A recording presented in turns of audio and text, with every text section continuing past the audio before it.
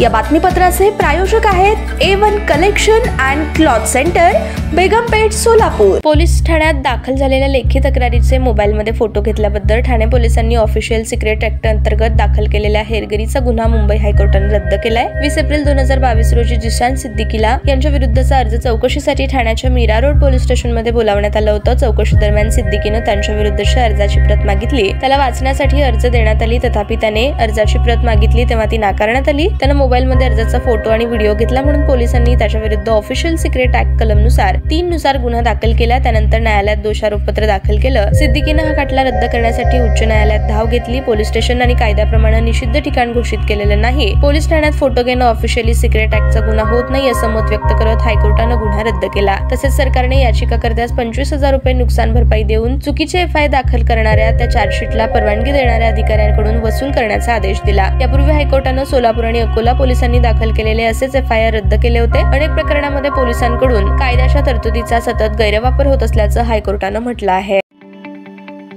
ताज्या बातम्या पाहण्यासाठी प्राईम महाराष्ट्र न्यूज चॅनलला सबस्क्राईब करा।